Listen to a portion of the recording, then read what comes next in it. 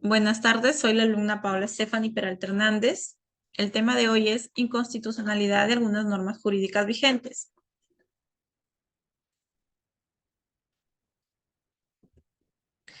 En el contexto de la organización, se tratará sobre el caso de Ana Estrada.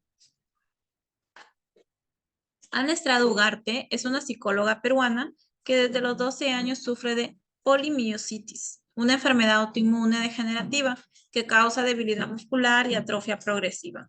Con el tiempo, esta enfermedad la llevó a estar postrada en cama y conectada a un respirador artificial.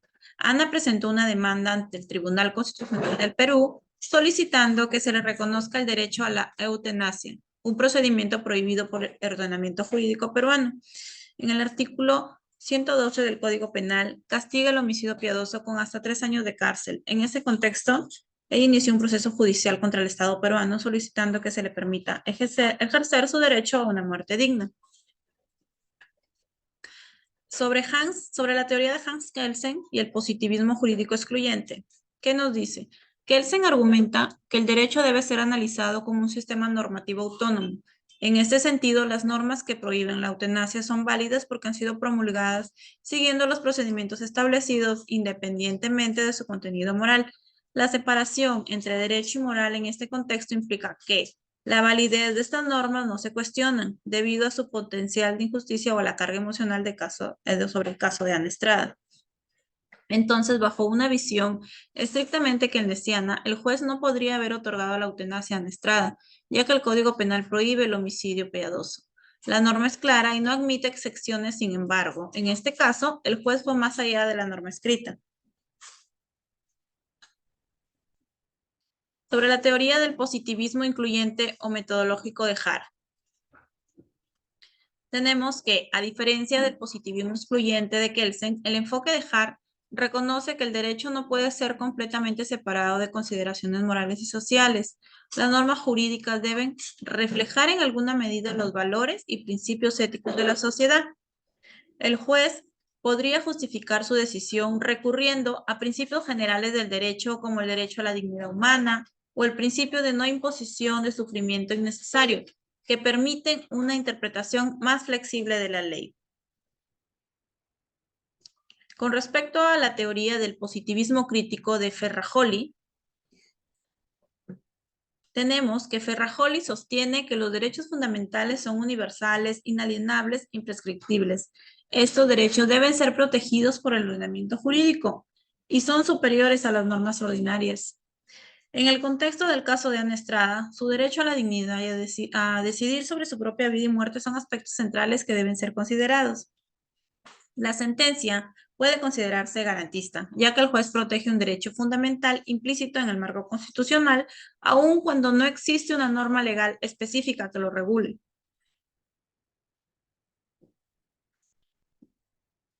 El realismo jurídico de Alf Rowe y su apartamiento del positivismo. ¿Qué nos dice? Para Rowe, el derecho es más que un conjunto de normas, es una práctica social que debe ser evaluada en términos de su efectividad en la vida cotidiana.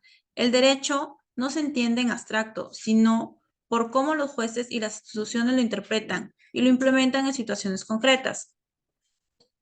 La provisión legal de la eutanasia puede parecer formalmente válida desde la perspectiva del positivismo. Sin embargo, según Rawls, lo importante es cómo estas normas afectan la vida de las personas. El sufrimiento extremo de Ana y su deseo de morir dignamente ponen en tela de juicio la efectividad del derecho en la práctica, sugiriendo que las leyes que penalizan la eutanasia no cumplen con su propósito de proteger la dignidad y los derechos humanos. Normas jurídicas cuestionadas. Tenemos el artículo 112 del Código Penal peruano, homicidio piadoso, el que por piedad mata a un enfermo incurable que lo solicita de manera expresa y consciente para poner fin a sus intolerables dolores, será reprimido con pena privativa de libertad no mayor de 3 años. Contradicción con el derecho a la integridad física y mental que se encuentra en el artículo 2 del inciso 1 de la Constitución.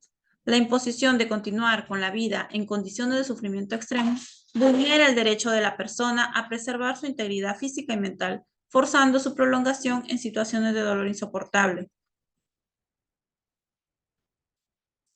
El Código Penal dice que el artículo 111 111 tenemos el homicidio culposo, el que por culpa ocasiona la muerte de una persona será reprimido con pena privativa de la libertad no mayor de 2 años o con prestación de servicios comunitarios de 52 a 104 jornadas.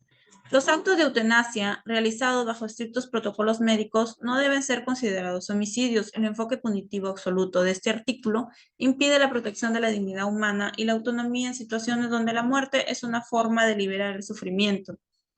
En conclusiones, tenemos que el enfoque positivista de Hans, que ve el derecho como un sistema cerrado de normas válidas independientemente de la moral, resulta insuficiente para abordar casos como el de Ana Estrada. El positivismo incluyente de Hart ofrece una visión más flexible, sugiriendo que en ciertos casos el derecho debe considerar elementos morales al interpretar y aplicar las normas. Luigi Ferrajoli, en su positivismo crítico, subraya que los derechos fundamentales son un límite al poder del Estado y deben prevalecer sobre cualquier norma jurídica que los vulnere.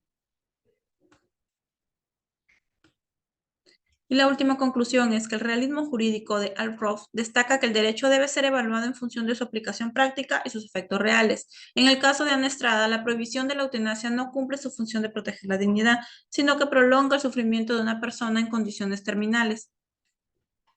Las recomendaciones tenemos en la propuesta 1, se propone la inconstitucionalidad del artículo 112 del Código Penal, debido a que la prohibición total de la eutanasia contraviene derechos fundamentales. Se recomienda establecer un marco legal que permita la eutanasia en casos específicos, garantizando que las personas con enfermedades terminales y sufrimiento insoportable puedan acceder a una muerte digna, siempre bajo un estricto control médico y jurídico.